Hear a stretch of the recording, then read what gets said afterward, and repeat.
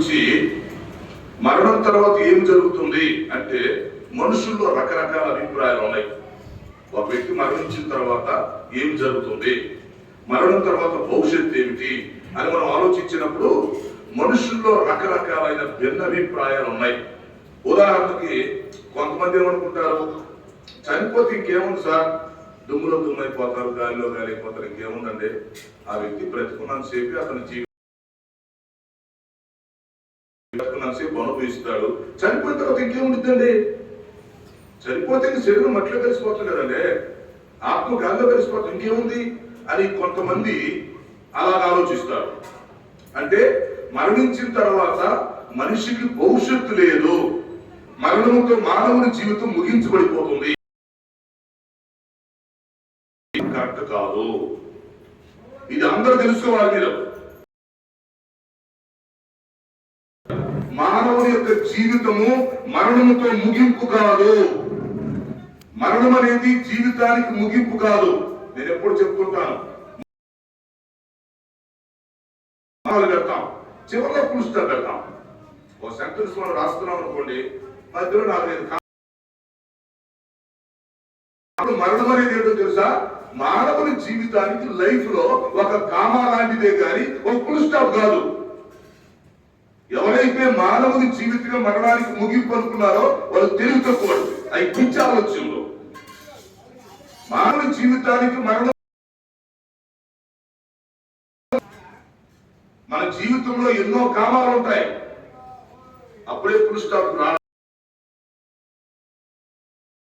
Okay, బ్రతికినాక మరణిస్తాం, మరణించే అర్థం ఏంటి, ఒక కామా తర్వాత వస్తుంది ఫుల్ స్టాప్. కాబట్టి ఈ మరణాన్ని గురించి, చనిపోయిన తర్వాత మానవుడు ఉండడు, అంతమైపోతాడు, మట్టిలో కలిసిపోతాడు, గాలిలో కలిసిపోతాడు అని ఈ పిచ్చి ఆలోచనతో మైండ్ లో నుంచి. తర్వాత ఇంకొంతమంది కొన్ని ఆలోచన ఏంటంటే, ఈ ఆలోచన కూడా ఉంది కొంతమందిలో. కొంతమంది ఏమవసరం, మరణిస్తే మట్టిలో కలిసిపోతాడు, ఏం లేదంటారు కొంతమంది నమ్మకం ఎలా ఉండిందంటే, మరణించిన తర్వాత మరొక జన్మెత్తాం సార్, మనం ఈ జన్మలో చేసింది వచ్చే జన్మలో మనం అనుభవిస్తాం, ఈ జన్మలో కొంచెం మనం బాగుంటే ఈసారి మంచి జన్మ వచ్చింది, ఈ జీవితంలో మనం సరిగా లేకపోతే వచ్చే జన్మలో ఏ జంతువు మనం ఎట్లా పుడతామని చాలా మంది ఇదే నమ్ముతారు. ఇది కూడా కరెక్ట్ కాదు. మానవుడు మరణించిన తర్వాత మరొక జన్మెత్తుతాడు, ఈ జన్మలో చేసిన ఇంకో జన్మను అనుభవిస్తాం అనేది కరెక్ట్ కాదు. మరి ఇందుకు వాక్యం ఏం చెప్తుంది? ఇప్పుడు నేను చెప్పిన 2 అభిప్రాయాలు తప్పే. మానవుడు మరణిస్తే మరొక జన్మెత్తుతాడు, తప్పు. మరి ఏది కరెక్ట్? వాక్యం ఏం చెప్తుంది? వాక్యములో ఉన్న సత్యం ఏంటి, వాక్యములో ఉన్న శక్తి ఏంటంటే, ఇప్పుడు గుర్తుపెట్టుకోండి, మరణించిన తర్వాత ప్రతి ఆదాము దగ్గర నుంచి ఇప్పటి వరకు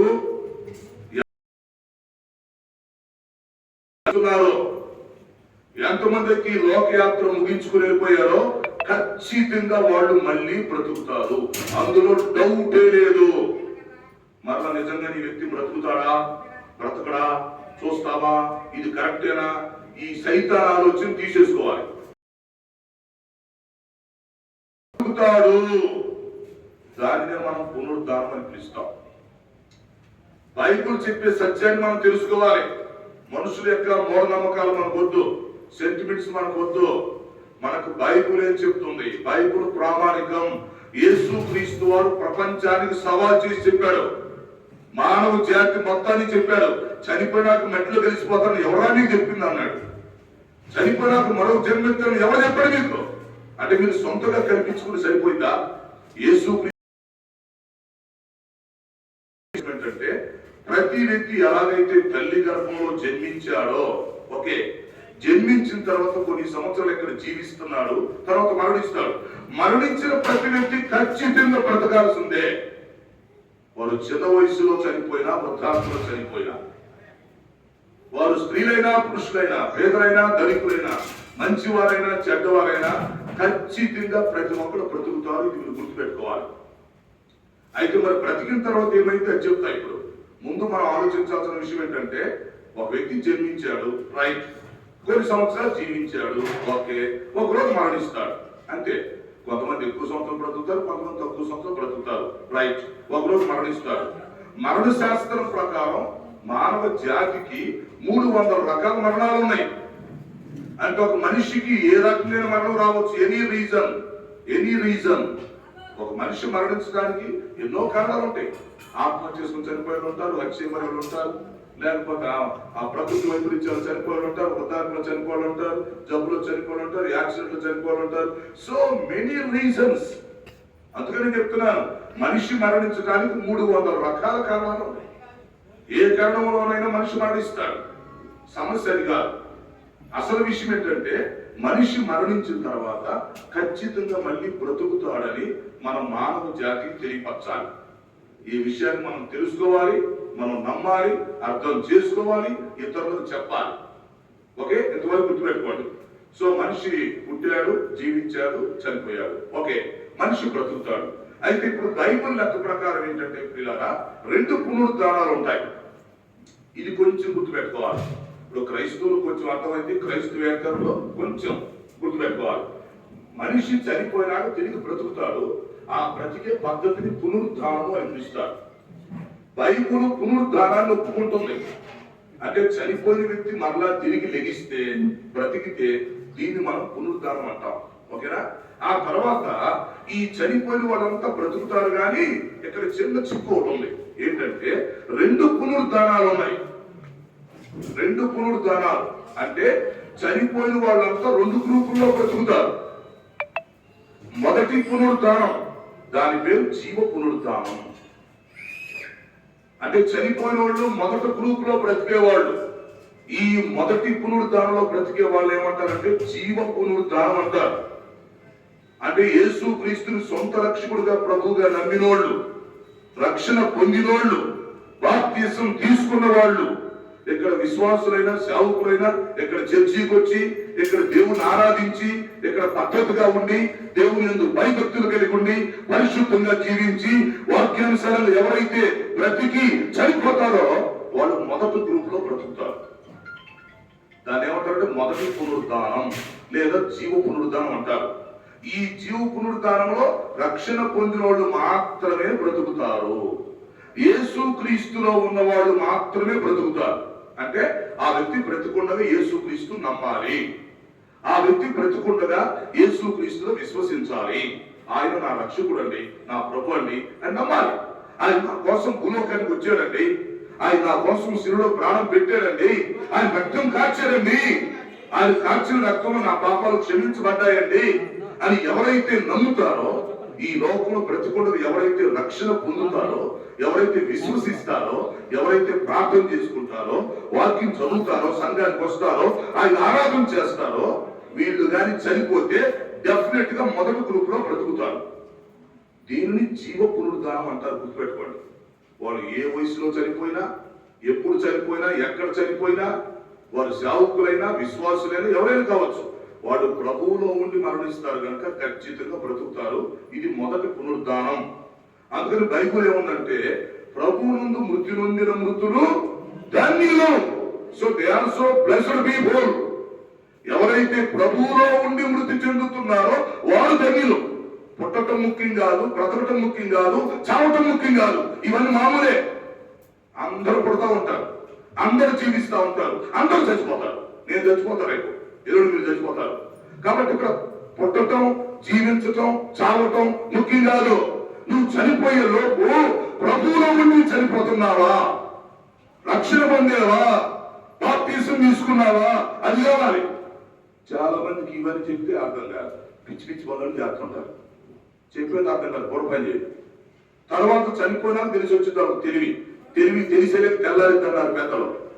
కాబట్టి మనం ఇక్కడ ఉండగానే తెలుసుకోవాలి, నువ్వు చనిపోయినాక ఖచ్చితంగా మళ్ళీ బ్రతకాలి. ఇప్పుడు స్టువార్ట్ గారు ఉన్నారు, ఆయన బ్రతుకుతాడు, ఆయనకు దిగులేదు, ఆయన దేవుడు బిడ్డ, ఆయన బ్రతుకుతాడు. నువ్వు బ్రతుకుతావా? ఆయన భూలోకంలో ఉన్నప్పుడు చక్కగా దేవుడు నమ్ముకున్నాడు, ఆయన సువార్త చేశాడు, కాబట్టి ఆయనకుంది నిరీక్షణ. మరి నీకేది? బ్రతికుండగానే ప్రతి ఒక్కళ్ళు రక్షణ పొందితే రక్షణ పొంది చనిపోతే వాళ్ళు ఖచ్చితంగా మొదటి పునరుద్ధానంలో బ్రతుకుతారు. ఓకేనా? Next point. సరే, మిగతా వాళ్ళు ఎవరైతే బ్రతికున్నప్పుడు ప్రభువు నమ్మకుండా చనిపోతారో, అంటే వాళ్ళ ఇష్టానుసారంగా, వారు నాస్తికులు కావచ్చు, హేతువాదులు కావచ్చు, నామకరణ క్రైస్తవులు కావచ్చు, అన్ని జనులు కావచ్చు, ఎవరైనా కావచ్చు, వారు బ్రతికుండగానే యేసు ప్రభువును తెలుసుకోకుండా వాళ్ళ ఇష్టానుసారంగా జీవించి చనిపోతే వాళ్ళు కూడా బ్రతుకుతారు. అయితే వాళ్ళు రెండో గ్రూపులో బ్రతుకుతారు. వాళ్ళకు కూడా పునరుద్ధానం ఉంది. దాన్ని ఏమని పిలుస్తారంటే మరణ పునరుద్ధానం అంటారు. ఈ విషయాలను సింపుల్ గా మనసులో పెట్టుకోవాలి. చనిపోయిన ప్రతి వ్యక్తి బ్రతుకుతాడు, ఇందులో డౌట్ లేదు. అయితే వీళ్ళు బ్రతికేటప్పుడు రెండు గ్రూపుల్లో బ్రతుకుతారు. మొదటిది జీవ పునరుద్ధానం, రెండవది మరణ పునరుద్ధానం. ఇద్దరు బ్రతుకుతారు. రక్షణ పొందితే వాళ్ళకు నిరీక్షణ ఉంది, వాళ్ళు జీవ పునరుద్ధానంలో బ్రతుకుతారు. ఒకవేళ రక్షణ పొందకుండా చనిపోయాడు, ఒక ఆయన నాస్తికులుగా చనిపోయాడు, అసలు దేవుడే లేడు అంటాడు, చనిపోయాడు. ఒక ఆయన ఇష్టం వచ్చినట్టు పాపంలో జీవించి మూఢనమ్మకాలతో ఉండి చనిపోయాడు. ఓకే, వాళ్ళు కూడా బ్రతుకుతారు రెండవ గ్రూప్ లో. అయితే దాన్ని ఏమంటారంటే మరణ పునరుద్ధానం అంటారు. ఈ బ్రతికిన తర్వాత ఏం జరిగిందంటే ప్రతి ఒక్కరికి తీర్పు జరిగింది. అందుకే నేను చెప్పే చాలా కామాలు ఉన్నాయి.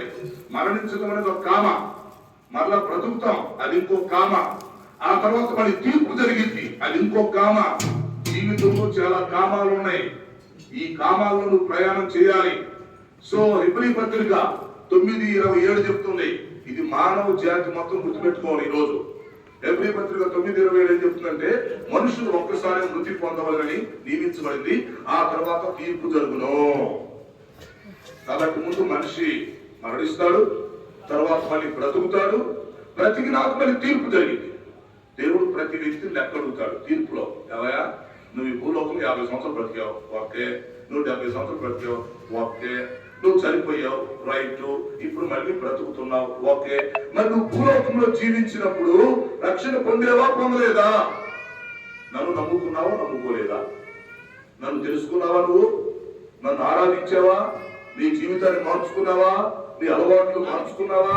మరి అక్కడ ఉన్నప్పుడు నువ్వు సంఘానికి వచ్చావా, ఆరాధన చేసావా, బాప్తీసం తీసుకున్నావా, నీలో ఉన్న అలవాట్లు మార్చుకున్నావా అని దేవుడు ప్రతి ఒక్కరిని నిలదీసి అడుగుతాడు. చచ్చిపోతే పని అయిపోయింది అనుకోకూడదు, చచ్చినోడిని లేపి మళ్ళీ అడుగుతాడు. తీర్పు ఉండిద్ది. ఒకవేళ ప్రజలు నమ్మినా నమ్మకపోయినా ఖచ్చితంగా జరిగింది. జరిగినప్పుడు నేను గుర్తొస్తాను. ఒకవేళ ప్రజలు ఇప్పుడు నమ్మకపోవచ్చు, లేదా వాళ్ళకి అర్థం కాకపోవచ్చు, పట్టించుకోకపోవచ్చు, కానీ ఇది కరెక్ట్. చనిపోయిన ప్రతి ఒక్కరు మనకు బ్రతుకుతారు, బ్రతికిన తీర్పు జరిగింది. అప్పుడు ఏమైందంటే గుర్తుపెట్టుకోండి, ఇక్కడ మొదటి పునరుద్ధానంలో ఎవరు బ్రతుకుతారో వాళ్ళు పరలోకానికి వెళ్తారు.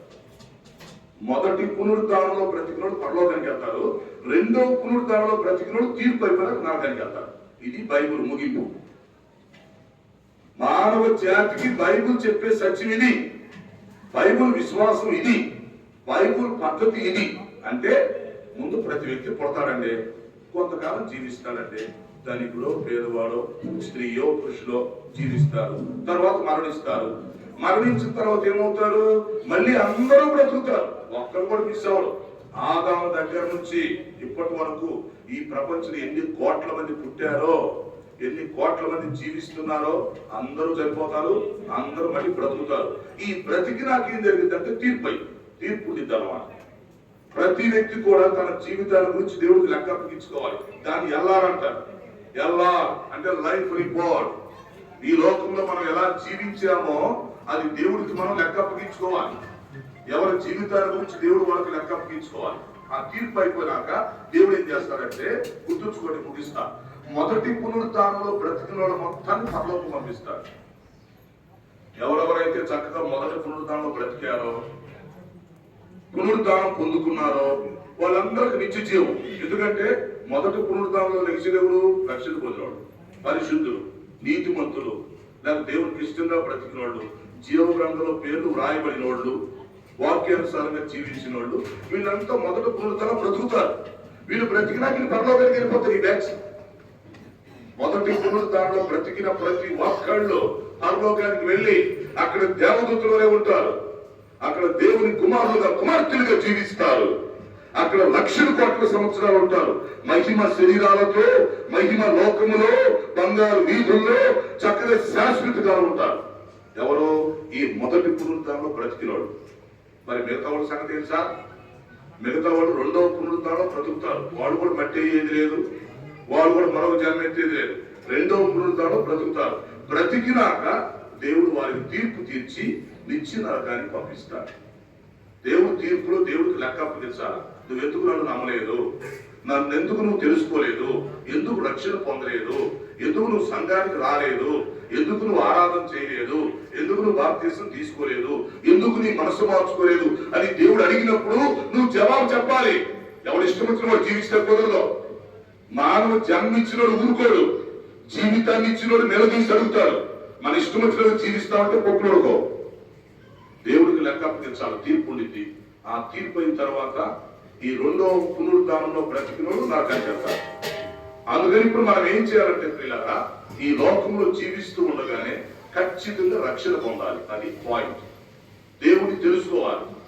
యేసుక్రీస్తు మన కోసం భూలోకానికి వచ్చాడని మనం తెలుసుకొని ఆయన నమ్మాలి. ఆయన మన హృదయంలోకి గృహంలో చేర్చుకోవాలి. ఆ వాక్యం ప్రకారం జీవించాలి.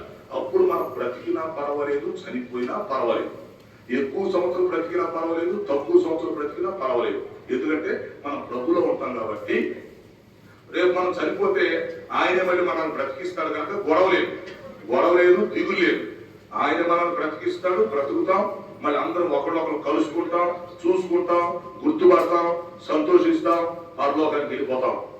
ఆ విషయాలు యేసు ప్రభు ఇక్కడ క్లియర్ గా చెప్పాడు. చూడండి ఒకసారి, మీకే అర్థమైంది. ఇక్కడ యోహాను సువార్త 11:25 ఏమన్నాడు? అందుకు యేసు, పునరుద్ధానమును జీవమును నేనే, పునరుద్ధానాన్ని నేనే, జీవాన్ని కూడా నేనే. ఎస్, ఎవడైతే నా యందు విశ్వాసం ఉంచుతాడో వాడు చనిపోయిన సరే మళ్ళీ బ్రతుకుతాడు. చనిపోవడం అని ప్రభు చెప్పట్లా. నా యందు విశ్వాసం ఉంచినా కూడా మీరు చనిపోతారు అంటే చనిపోయినా బ్రతుకుతారు. బ్రతికించే బాధ్యత నాది, బ్రతికించే పూచి నాది. మీరు నా యందు విశ్వాసం ఉంచిగా చనిపోతే మిమ్మల్ని నేను బ్రతికిస్తా, బ్రతికించి మరలా మిమ్మల్ని అందరిని కలుపుతాను.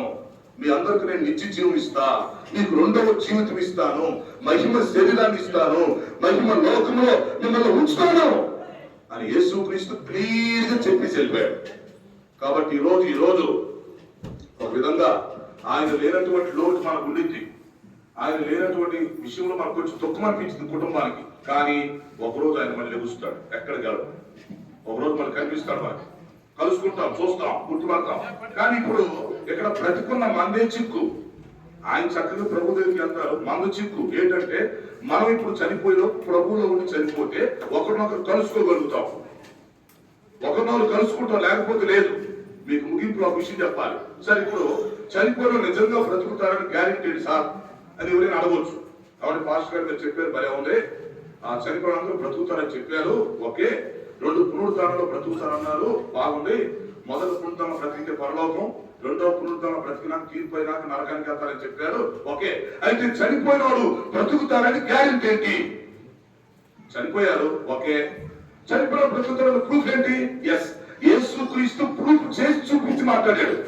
ఉట్టు మాటలు చెప్పలా, సెంటిమెంట్ డైలాగులు చెప్పలా, మూఢ నమ్మకాలు చెప్పలా. యేసు ప్రభు చచ్చిలోని లేపి బ్రతికించి చూపించాడు. ఆల్రెడీ అక్కడ ఏం జరిగింది? లాజరు అనే వ్యక్తి చచ్చిపోయాడు ఆల్రెడీ. అక్కడ యోహాను సువార్త 11వ అధ్యాయం తర్వాత చదువుకోండి. క్రైస్తవేతరులు కూడా చదవండి దయచేసి, అందరూ చదువుకోండి. అక్కడ యోహాను సువార్త 11వ అధ్యాయంలో సందర్భం ఏంటి? లాజరు అనే ఒక వ్యక్తి ఉన్నాడు, ఆల్రెడీ అతను చచ్చిపోయాడు. అలాగే లేక మన ముందోలాగా చనిపోయాడు. అయిపోయింది, సమాధి కూడా అయిపోయింది అతనికి. 3వ రోజు ఆదరణ కూటం కూడా జరిగిపోయింది. 4వ రోజు వచ్చే యేసు ప్రభు సమాధి చూడటానికి తెలుసా? ఆ చనిపోయిన వ్యక్తి దగ్గరికి 4వ రోజు వచ్చి లాజరు బయటకు రా అంటే సమాధిలో ఉన్న వ్యక్తి బయటకు వచ్చాడు. సార్, ఎందుకంటే ఏం కావాలి ప్రూఫ్? చనిపోయి సమాధిలో పెట్టేసి 3వ రోజు ఆదరణ కూటం కూడా అయిపోయినాక 4వ రోజు సమాధి దగ్గరికి వచ్చి నిలబడ్డాడు. అందరూ ఏడుస్తూ ఉన్నారు, అయ్యో మా తమ్ముడు చనిపోయాడు, మా బంధువులు చనిపోయారు ఏడుస్తుంటే యేసు ప్రభు కూడా ఏడ్చేశాడు. వాళ్ళందరిని చూసి బాధ కలిగి, దుఃఖం కలిగి ఆయన కూడా ఏడ్చారు. ఏడ్చిన తర్వాత ఏం చేశారు తెలుసా? ఆ లాజరు అనే బిడ్డ దేవుడికి ఇష్టంగా బ్రతికాడు కనుక, అతడు దేవుని బిడ్డ కాబట్టి, లాజరా బయటకు రా, నేను ప్రూఫ్ చేసుకోవాలి. ఇప్పుడు పునరుద్ధానం ఉందని నేను ప్రూఫ్ చేయాలి, మరణం మీద నాకు అధికారం ఉందని నేను ప్రూఫ్ చేయాలి, నేను దేవుడిని, నేను రక్షకుడని, లేక దేవుని కుమారుడని నేను ఇప్పుడు ప్రూఫ్ చేసుకోవాలి. కాబట్టి నువ్వు బయటకు రా, నీ ద్వారా నేను ప్రూఫ్ చేసుకుంటా ఈ ప్రపంచానికి. నీ ద్వారా నేను మహిమ తెచ్చుకుంటా. ఈ ప్రపంచ మానవ జాతికి నేను బుద్ధి చెప్పాలి, వీరికి నేను లెసన్ నేర్పించాలి. నువ్వు బయటికి రా. నువ్వు బయటకు వస్తే అప్పుడు నేను ఎవరో తెలిసింది ఈ మానవ జాతికి. నేను దేవుని కుమారుడని ఈ మానవ జాతికి తెలిసింది. దేవుడు నన్ను పంపించాడని ఈ మానవ జాతికి తెలిసింది. నేను రక్షకునని వీళ్ళు నమ్ముతారు. మరణం మీద నాకు అధికారం ఉందని వీళ్ళు తెలుసుకుంటారు. వీళ్ళు రక్షణ పొందుతారు. ఓ లాచరా, నువ్వు బయటికి రా. నిన్ను నేను ప్రూఫ్ గా ఉపయోగించుకోవాలి. నీ ద్వారా ఒక లెసన్ నేర్పిస్తా నేను అని యేసు ప్రభు తన మనసులో అనుకొని ఆ సమాధి దగ్గర నిలబడి చనిపోయి 4 రోజులైన వ్యక్తి. వాస్తవానికి దుర్వాసన వచ్చింది, శరీరం కుళ్ళిపోయింది, పురుగులు పడతాయి. ఇలాంటి పరిస్థితిలో విచిత్రం ఏంటంటే 4 రోజులు బాడీ చెక్కు చెదరకుండా ఉంది. లాజరు బాడీ చెక్కు చెదరకుండా ఉంది. ఎందుకంటే దేవుడు కుళ్ళిపోకుండా ఆపాడు దాన్ని, ఆ బాడీ. ఎందుకంటే ఆయన లేపాలనుకున్నాడు కదా, శాంపిల్ గా లేపాలనుకుంటున్నాడు, ప్రూఫ్ చేయాలనుకుంటున్నాడు. ప్రపంచానికి తల్లికరంగా చూసుకుందాం, నా శక్తి అంటే మీకు చూపిస్తాను రా అని యేసు ప్రభు ప్రపంచానికి లెసన్ నేర్పాలనుకున్నాడు. అందుకే లాజర్ని శాంపిల్ గా ఉపయోగించుకున్నాడు. చాలాసార్లు మనం లాజర్ గురించి చదువుతాం కానీ ఆ కోణంలో ఆలోచించం, మనం అంత లోతుగా ఆలోచించాం. లాజర్ బాడీని, డెడ్ బాడీని యేసు ప్రభు ల్యాబ్ లో పెట్టుకుని ఉపయోగించుకున్నాడు. సమాజం ల్యాబ్. లాజర్ డెడ్ బాడీ ద్వారా యేసు ప్రభు మానవ జాతికి తానెవరో ఒక లెసన్ నేర్పించాలనుకున్నాడు. ఎందుకంటే ప్రజలకు యేసు ప్రభు అంటే తెక్కకొంది, ఎవరు నమ్మట్లా, పట్టించుకోవట్లా. యేసు ప్రభు నమ్మేవాడు తక్కువయ్యారు, బాప్తిసం తీసుకునేవాడు తక్కువయ్యారు, చర్చికి వచ్చేవాడు తక్కువయ్యారు, ఎవరు బిజీలో వాడు తిరుగుతున్నారు. అందుకే యేసు ప్రభు ఈ మానవ జాతికి ఒక లెసన్ నేర్పించాలనుకొని లాజరు బాడీని ప్రయోగం చేసుకున్నాడు. ప్రాక్టికల్స్. లాజరు సమాధే ప్రాక్టికల్స్, ల్యాబ్. కాబట్టి 4 రోజులు అయింది. లాజరు బయటికి రా అన్నాడు. వాళ్ళందరూ చుట్టుపక్కల అందరూ చూస్తున్నారు. నిజంగా బ్రతుకుతాడా? ఇదేంటో సత్యనారాయణ పిలుస్తున్నాడు, సత్యనారాయణ పలుకుతాడా, సత్యనారాయణ తెలిసిద్దా, సత్యనారాయణ వింటారా, సత్యనారాయణ మళ్ళీ లెగుస్తాడా? What is this? ఏంటి మాట్లాడుతుంది? నిజంగా నేను బ్రతుకుతాడా అని ప్రజలందరూ చెవులు అప్పగించుకొని కళ్ళు అప్పగించుకొని చూశారు. ఒక దెబ్బతో లాజరు బయటకు వచ్చాడు. లాజరు బయటకు రాంటే లాజరు బయటకు వచ్చాడు. అంటే యేసు ప్రభు శాంపిల్ చూపించాడు మానవ జాతికి. మరి నాయన మీ సెంటిమెంట్లు ఆపండి, మీ మూఢనమ్మకాలు ఆపండి, మీ చట్టాలోచనలు ఆపండి. చనిపోయినాక మనిషి బ్రతుకుతాడని తెలుసుకోండి, బ్రతికించే శక్తి నాకుందని తెలుసుకోండి, నేను బ్రతికిస్తానని తెలుసుకోండి. మీకు ప్రూఫ్ కావాలంటే ఇదిగో ఈ లాజరు. ఈ లాజరు ప్రూఫ్, ఈ లాజరు శాంపిల్. కనుక లాజరుని ఎలాగైతే నేను బ్రతికించానో అలాగే మీరు ఎవరైతే నన్ను నమ్ముతారో, నన్ను అంగీకరిస్తారో, నా యందు విశ్వాసం ఉంచుతారో ఖచ్చితంగా నేను మిమ్మల్ని బ్రతికిస్తాను. రేపు మీరు చనిపోయినా కూడా నేను మిమ్మల్ని బ్రతికిస్తాను. మొదటి పునరుద్ధానంలో మీరు బ్రతుకుతారు. తర్వాత మీకు నేను మహిమ శరీరం ఇచ్చి మిమ్మల్ని పరలోకం తీసుకెళ్లిపోతాను అని యేసుక్రీస్తు ఆ రోజు సమాధి దగ్గర చెప్పిన మాటలు. కనుక ఈ రోజు ప్రియులారా ఒక విషయం గుర్తుపెట్టుకోండి, మనం ఈ లోకంలో కొంతకాలం జీవిస్తాం, ముగింపది. ఈ లోకంలో కొంతకాలం జీవిస్తాం. ఏ రోజు ఎవరు ఈ లోకం వదిలిపెట్టిపోతారో మనకు తెలియదు. ఈ లోకంలో మనం యాత్రికులు, పరదేశులు. ఏదో ఒక రోజు ఈ లోకాన్ని వదిలిపెట్టి వెళ్ళిపోతాం మనం. అయితే మనం ఈ లోకాన్ని వదిలే లోపు రక్షణ పొందాలి. ఖచ్చితంగా మాత్రం ఇది వాస్తవం. నువ్వు రక్షణ పొందాలి, నువ్వు యేసు ప్రభు నమ్మాలి, నువ్వు బాప్తిసం తీసుకుని చనిపోవు. అప్పుడు ప్రభు నిన్ను బ్రతికిస్తాడు. మరి నువ్వు బ్రతుకుతావు ఖచ్చితంగా, సమస్య లేదు. నీకు 2వ జీవితం వచ్చింది. అప్పుడు చనిపోయిన వాళ్ళు బ్రతుకున్న వాళ్ళు అందరూ కలుసుకుంటాం, అందరూ కలుసుకొని సంతోషిస్తాం. ఇప్పుడు కంటే అప్పుడు ఇంకా గొప్ప సంతోషం వచ్చింది. అలాంటి నిరీక్షణ మనకు ఉంది. కాబట్టి ఈరోజు ఈ మాటలు వింటున్న ప్రతి ఒక్కళ్ళు, ఆల్రెడీ మీలో చాలా మంది రక్షణ పొందిన వాళ్ళు ఉన్నారు, సంతోషం.